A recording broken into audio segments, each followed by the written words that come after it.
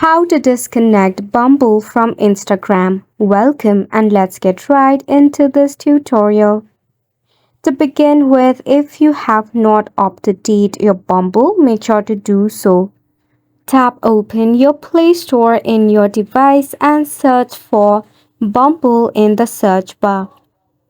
Now, if you see any update button, make sure to click on the update button, after which you can allow the access of location if you wish to.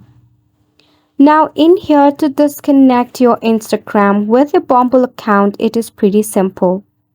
At the bottom, you need to tap on the profile icon. From here, you need to head over to profile.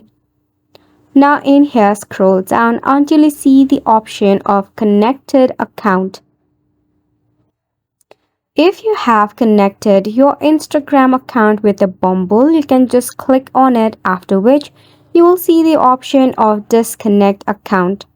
Just click on disconnect account to remove from your Bumble.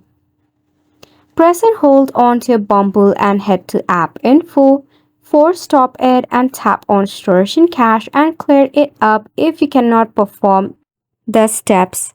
And it's a wrap for the video as well. Thank you so much for tuning in.